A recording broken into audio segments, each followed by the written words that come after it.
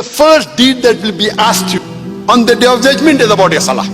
The best time, the best peace of mind is the time of salah. And the best part of salah is the sujood. The 10 richest men in the world, and list goes on. Number 10 Ambani, number 3 Bill Gates, number 2 Jeff. Number 1 is who?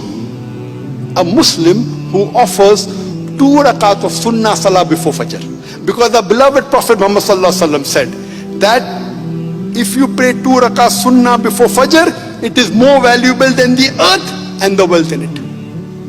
Assalamu alaikum wa rahmatullahi wa barakatuh. Salah is the second pillar of Islam. After Tawheed, believing in Allah, that there is no one except Allah subhanahu wa ta'ala worthy of worship, and Muhammad sallallahu alaihi wasallam messenger, the second is Salah. Our beloved Prophet Muhammad sallallahu alaihi wasallam said, the first deed that will be asked you on the day of judgment is about your Salah. And according to Imam al-Bahabi, not praying falls as the 4th major sin in Islam. Number 1 is shirk, 2nd is murder, 3rd is black magic, 4th is foregoing Salah. It is the 4th major sin in Islam. And our beloved Prophet ﷺ said, mentioned in Sahih Bukhari, volume 1 in the book of Salah, that if you pray in Jama'ah, you get 25 times, 27 times more sawab. So praying in Jama'ah is 25 to 27 times better congregation. And there are several hadith of our beloved Prophet ﷺ. There are hadith of Prophet ﷺ, it's mentioned in Sahih Bukhari, volume 1 in the book of Salah, that the Prophet said that people do not come to the mosque for the Jummah Salah. He felt like telling one of the Sahaba to lead the Salah so that he could go and burn the houses of those people who did not come for the Jummah Salah. There's another hadith in which the Prophet ﷺ said. So based on the scholars, praying Jummah Salah is fard. And if you do it for 3 times without reason, Allah blocks your heart. And according to Imam al-Dhahabi, it is the 66th major sin in Islam. Not praying persistently Jummah Salah in congregation is the 66th major sin. Imam al-Dhahabi also says sin number 65, one sin before that, that persistently not praying in the mosque, in the congregation, Salah with Jama'ah without a valid reason. There's another hadith of Sahih Bukhari, volume 1, book of Salah.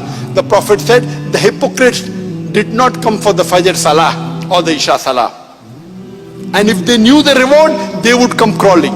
I felt like telling one of the Sahabas to lead the Salah so that I can go out and burn the homes of the men with them in it who did not come for the congregation Salah. So praying in Jama'ah, the 5 times Salah, according to very few scholars it is Mustahab Sunnah. Majority scholars says it is Fard. Imam al-Dhahabi says in his book, in his Kabair, it is the 65th major sin that if you do not pray 5 times Salah in the congregation in the mosque. So most of the scholars agree that you have to pray unless you have a valid reason, that if maybe you're traveling or if you're sick. Or normally at the time of the Sahabas, if a person did not come to the mosque to pray, he was either sick or he was a munafiq. That's what the Sahabas did. So praying compulsory in the Salah in congregation is a must. What are the various benefits? I can give a talk for 1 hour only on scientific benefits. Time doesn't permit me, but you can see my video cassette. You come closer to the Muslim Ummah, you get guidance from the Imam, your khushu increases. The best time, the best peace of mind is the time of Salah.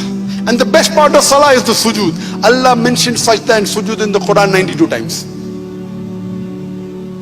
But if you know what khushu is, you will understand it.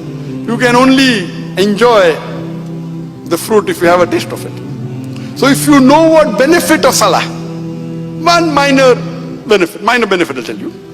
You know, people say, you know, the 10 richest men in the world, and list goes on. Mukesh Ambani number 10, and Warren Buffett, and number 1 goes to Bill Gates. Now it is Jeff something. He's overtaken Bill Gates recently. Jeff someone, who's the owner of Amazon. He's overtaken Bill Gates. Number 1. And there was another post that says, number 10 Ambani, number 3 Bill Gates, number 2 Jeff. Number 1 is who?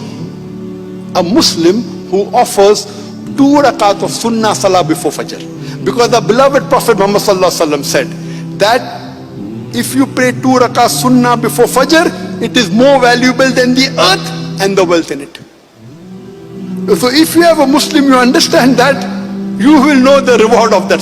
It is the sunnah salah. Sunnah muakkada. So imagine what would be the reward for the Fajr salah. But how many Muslims realize that? Many do, but not all. If you know that, once a businessman approached me, he's a billionaire, but the Zakir, I pray 4 times salah, but I cannot get up for Fajr. So I told him, that what if you have a meeting tomorrow, early in the morning, at 5:30, where if the deal clicks, you will get $1 billion. He said, I will not sleep the full night.